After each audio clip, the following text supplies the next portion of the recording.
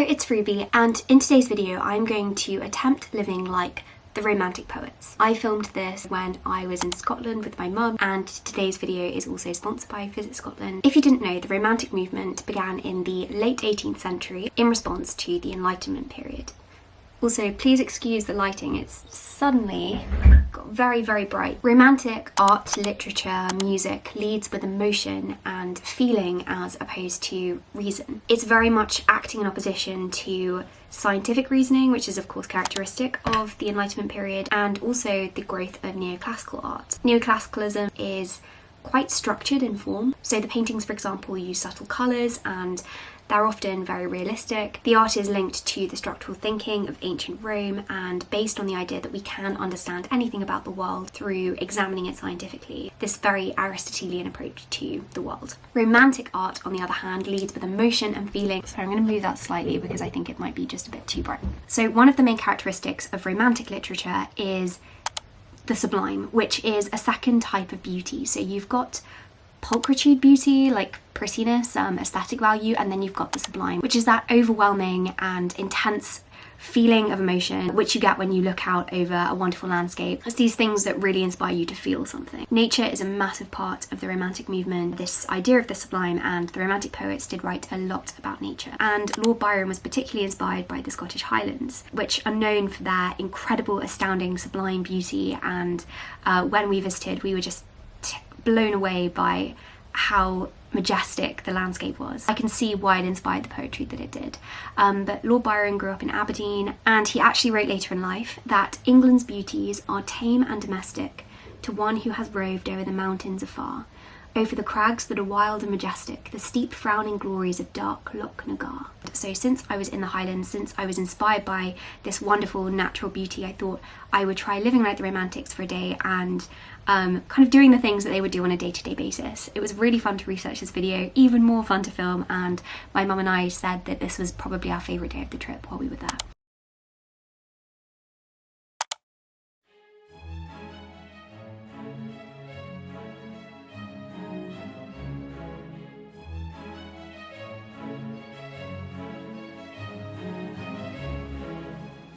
Now we're starting off in the morning, of course, and just look at this view of the mountains. It was so misty.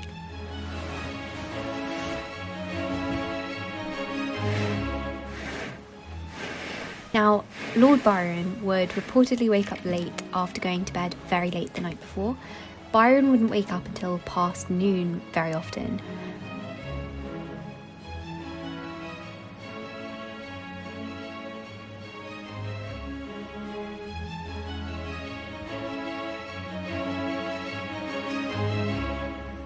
Percy Shelley, by contrast, was known to wake up at around 6 or 7 and read the Greek philosophers, Plato, Sophocles, Spinoza. I decided to follow Percy Shelley's example and we woke up at about 7 o'clock. So after getting dressed, I read. I actually cheated and read some Byron instead though. And I know this might look like cheating, but it is justified cheating because the Romantic poets often did read each other's work. There was a relationship between Sir Walter Scott and Lord Byron, for example. They both deeply admired each other's work. Scott started off as a fan of Byron, and then when the Waverley novels came out, Byron bought them all as soon as they came out and actually wrote, "I do not move without them." The academic Roderick Spears has gone as far as to say that Don Juan was actually inspired by the Waverley novels, and I'm not thoroughly convinced by his argument, but there is some truth to it. It just speaks to the dialectic relationship which existed between them, but also between the other Romantic poets. I mean, if we think about the famous Lake Geneva trip, for example, where Byron went with the Shelleys and Mary Shelley ended up writing Frankenstein. This is actually not too different from my normal morning routine because I like to read philosophy in the morning. Just think it's a great way to start your day, so I definitely approve of Percy Shelley's routine.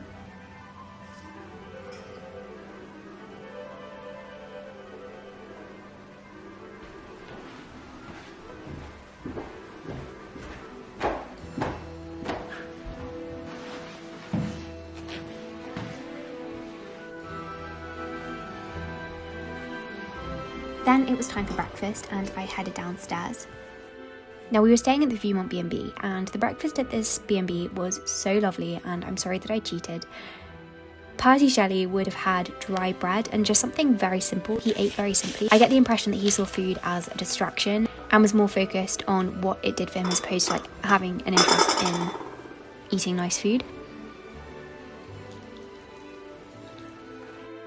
But I had avocado toast, which was very delicious. I did channel my inner Percy Shelley though and have some dry bread with it, which then got quite boring, so I ended up adding some peanut butter, but we won't tell Percy Shelley that.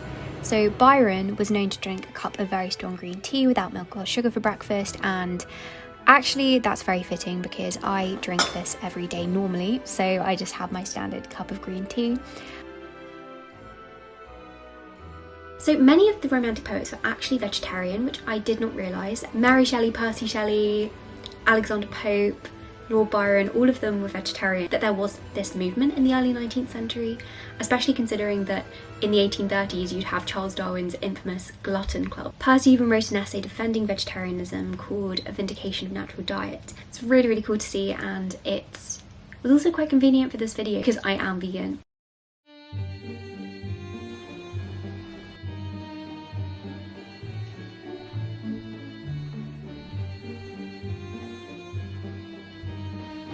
So then we finished breakfast and we headed into this other room at the B&B, which is honestly so nice. I just love how it's decorated, and I did some writing. I was writing some poetry here. William Blake recommends to think in the morning, act in the noon, read in the evening and sleep at night. And I do find that the morning is quite a good time for being reflective, especially if you wake up early, even though Lord Byron of course did not do this.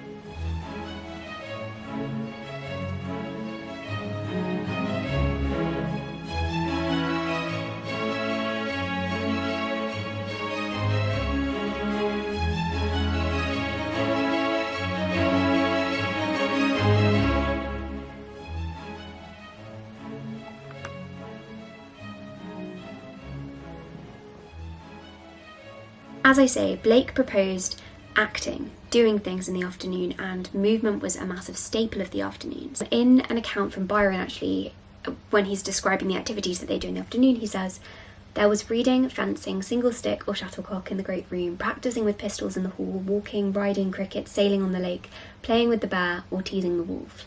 So you get the impression that there is a lot of movement happening in the afternoons, and one of the big things was walking. Wordsworth was known for his very long walks, for example, and it's estimated that he walked about 175,000 miles in his life. And actually in one of the letters that I read from Lord Byron, it casually described that they were doing 25-mile walks every day. We didn't do 25 miles this day, but my mum and I did go for a walk, and it was perfectly lovely, and the views were just incredible.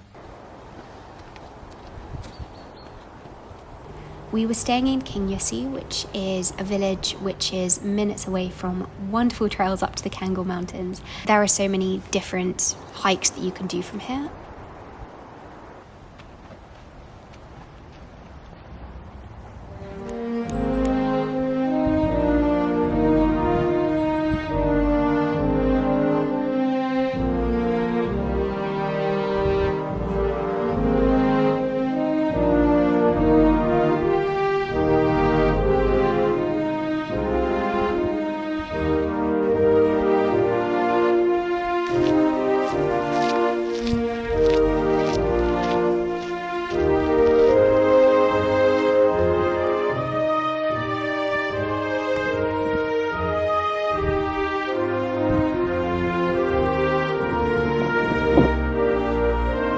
Hiked up to Craigbeag, which was exquisite. The views up here were amazing, and I loved that it went through so many different areas. We went through forest and woodland, these patches of heather. Then on the mountaintop itself we could see lochs. Then on the way down we went through a golf course. The whole space just made you feel utterly insignificant. I mean, these mountains have been here through ice ages, through all of human civilization. How can anything we do be important next to that?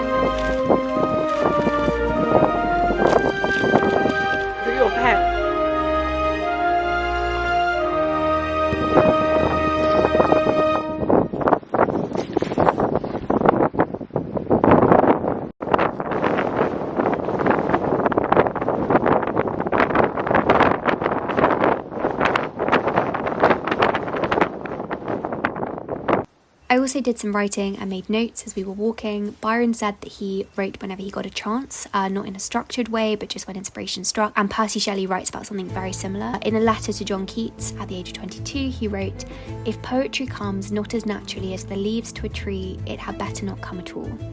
And Wordsworth says to listen for the unheard melodies of your imagination. So I was just making notes as I kind of thought of them, and every once in a while my mum and I would sit down to write some things down.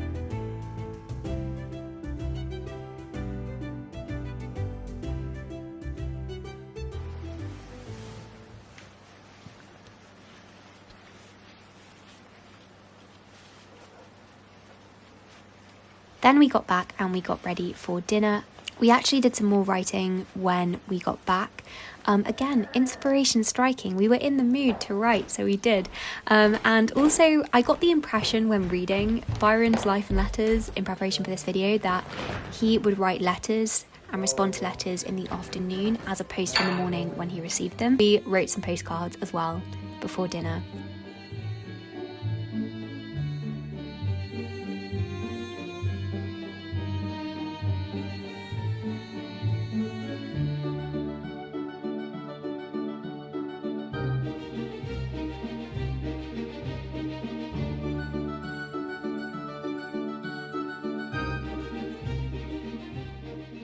And we also had some drinks and nibbles, and I don't usually drink wine, but I did for this video. Byron liked to drink his wine out of human skulls, but I'm not going to do that. How are you going to drink your wine? Out of a wine glass.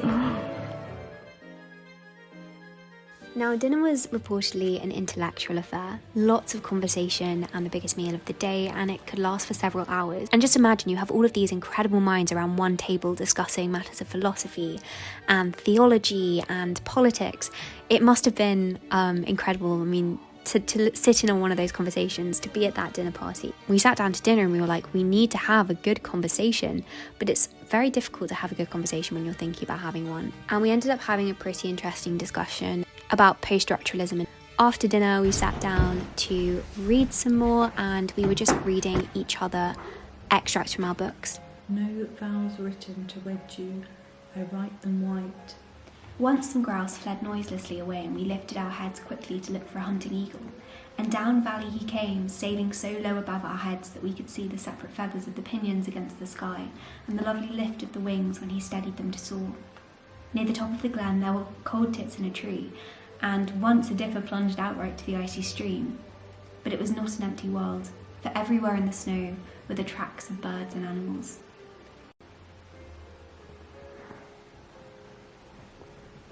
Now, Byron would write late into the night, and I wrote right before bed, but I was very tired, and it wasn't very good. It didn't really work for me. I don't think writing when I'm tired works very well, even though you're supposed to be most creative when you're tired. Yeah, it didn't work for me. Anyway, thank you for watching, and I hope that you have a productive week. So there we go, that is my day in the life of a romantic poet. As I said before, it was my mum and my favourite day of the trip probably. I can definitely see why the Scottish Highlands inspired the Romantics in the way that it did. Just the vastness of it. It's breathtaking, and I know that the videos that I've taken do not do it justice. It's something which you've got to see in person. When we were at the top of the mountain, we were looking around. At points you could see nothing, looking far out over these lochs, and there were no houses, no people. It was just space, and it makes you feel insignificant, it makes you feel tiny, and I think that's so conducive for writing something powerful, using the landscape as a muse of sorts. I wrote quite a bit of poetry while I was up there and afterwards, inspired by the space, and also a short story inspired by it. I definitely want to go hiking here again, and if you find yourself in the Cairngorms, then you should definitely make the most of it and go hiking. Anyway, thank you so much for watching. Thank you to Visit Scotland for sponsoring today's video and for making it possible for my mum and I to go on this trip and go hiking, and I hope that you have a productive week.